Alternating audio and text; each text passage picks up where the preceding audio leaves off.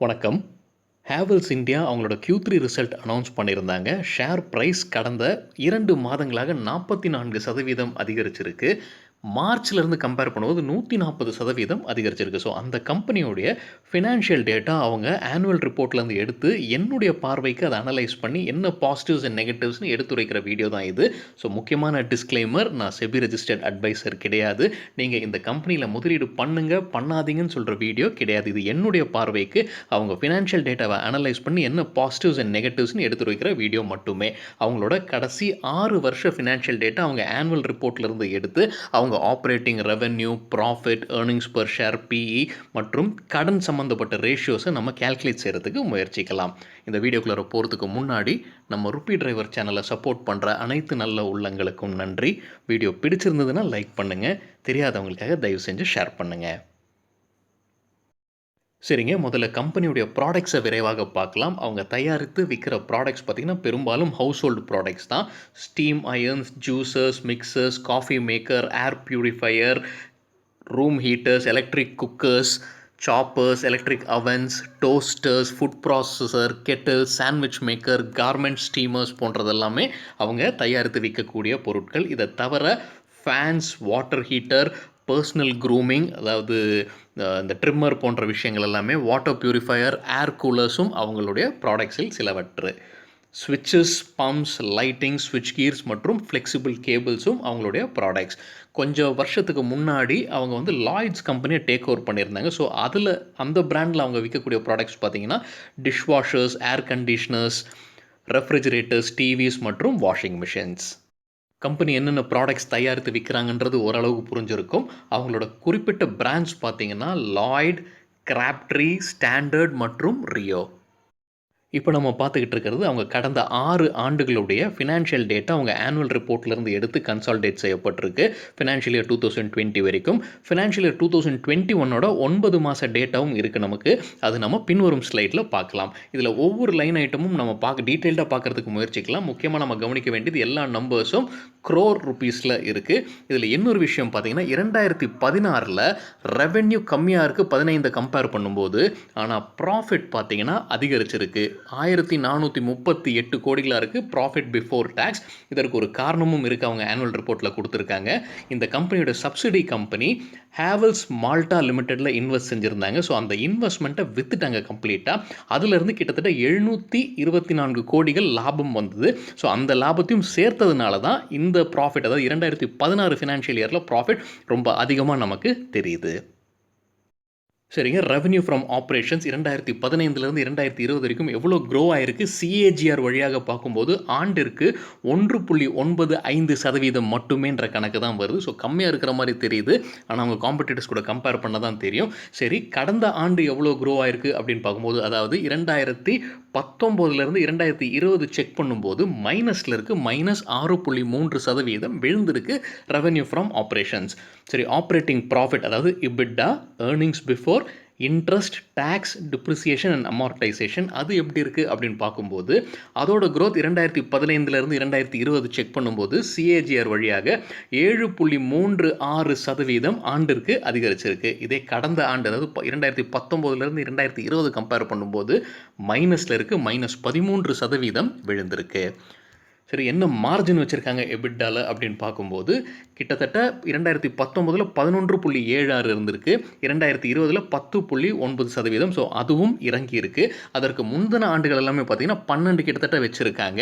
2016 10, 2015 8% வச்சுருந்துருக்காங்க company.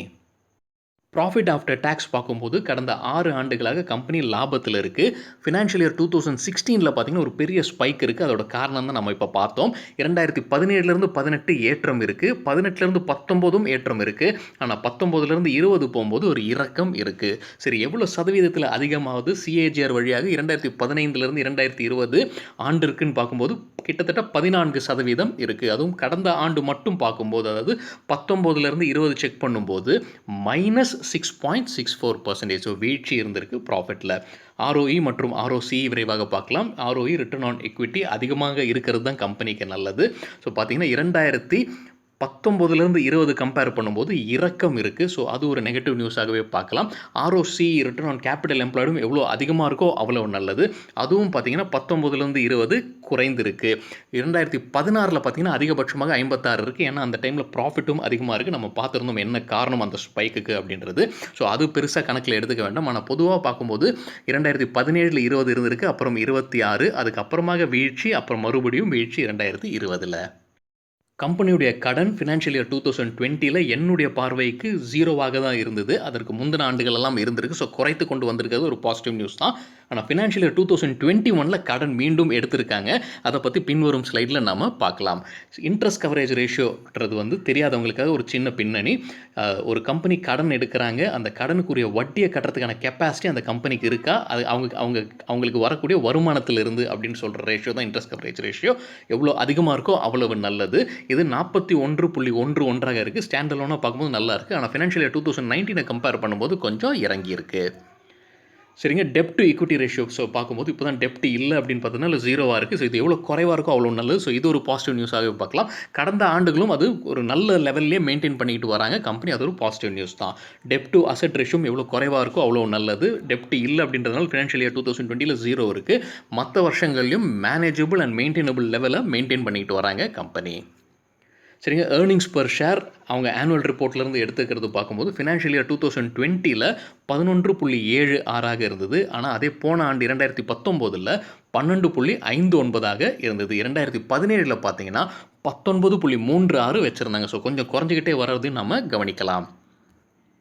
சரிங்க, இதை வச்சுக்கிட்டு நம்ம பிஇ கேல்குலேட் செய்வோம். இது வந்து நம்ம கரண்ட் மார்க்கெட் ப்ரைஸ் இப்போ க்ளோஸ் ஆகிருக்கிறது பார்த்தீங்கன்னா 1122 ரூபாயாக இருக்குது ஷேர் ப்ரைஸ். இதை வச்சு நம்ம பிஇ கேல்குலேட் பண்ணுறோம். இபிஎஸ் வந்து 2019-20க்கான டேட்டாவை எடுத்து கேல்குலேட் செய்கிறோம். அதன்படி பார்க்கும்போது 95.5ஆக வருது பிஇ. நம்ம முன்னே சொன்ன மாதிரி ஷேர் ப்ரைஸ் நவம்பர்லேருந்து 44% அதிகரிச்சிருக்கு. மார்ச்லேருந்து எடுத்து பார்க்கும்போது 140% அதிகரிச்சிருக்கு. சரிங்க, நாம் கேல்குலேட் பண்ண பிஇ 95.5ஆக வருது. இது அவங்க பியர்ஸ் கூட கம்பேர் பண்ணுறதுக்கு முயற்சிக்கலாம்.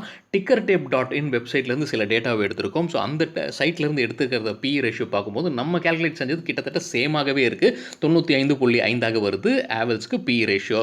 அவங்களோட ப்ரைஸ் டு புக் ரேஷியோ 16.29ன்னு சொல்லியிருக்காங்க. Dividend yield 0.35%. இதே செக்டர் கூட கம்பேர் பண்ணுறதும் அந்த வெப்சைட் tickertape.in சைட்லேருந்து எடுத்திருக்கோம். செக்டரோட பிஇ 37.13ன்னு சொல்லியிருக்காங்க. ஸோ ஹேவல்ஸ் காஸ்ட்லியாக இருக்குன்னு புரிஞ்சுக்கலாம். ப்ரைஸ் டு புக் ரேஷியோவும் ஹேவல்ஸ் அதிகமாக இருக்குது. ஸோ அதுவும் ஒரு நெகட்டிவாகவே நம்ம பார்க்கலாம் செக்டர் கூட கம்பேர் பண்ணும்போது. டிவிடெண்ட் ஈல்டு பார்த்தீங்கன்னா செக்டருக்கு 1.05ன்னு சொல்லியிருக்காங்க. அதை கம்பேர் பண்ணும்போதும் ஹேவல்ஸ் கொஞ்சம் கம்மியாகவே இருக்குது. சரிங்க, இந்த ஃபினான்ஷியல் இயர் அதாவது 2021 முதல் 9 மாதத்தோட டேட்டா கொடுத்துருக்காங்க. அதுவும் போன வருஷம் அதாவது ஃபினான்ஷியல் இயர் 2020யோட முதல் 9 மாதத்தையும் கம்பேர் பண்ணலாம். ரெவென்யூ பார்த்தீங்கன்னா குறைந்திருக்கு. ஸோ அது ஒரு நெகட்டிவ் நியூஸ் தான். ஆனால் profit for the year after taxes பார்த்தீங்கன்னா அதிகரிச்சிருக்கு. இதற்கு முக்கிய காரணம் பார்த்தீங்கன்னா எக்ஸ்பென்சஸை கம்பெனி நல்லாவே குறைத்திருக்காங்க. அதே மாதிரி இபிஎஸ் பார்த்தீங்கன்னா 8.9லேருந்து 11.83ஆக அதிகரிச்சிருக்கு. ஸோ பாசிட்டிவான நியூஸ் தான். இங்கே தான் நம்ம முன்னே சொன்ன மாதிரி இந்த கடன் அதிகரிக்கிறத பார்க்கலாம். அதாவது ஃபினான்ஷியல் இயர் 2020 31 மார்ச் வரைக்கும் எதுவுமே இல்லாமல் இருந்த லாங் டேர்ம் பாரோயிங்ஸ் இப்போ பார்த்தீங்கன்னா 313 கோடியாக அதிகரிச்சிருக்கு.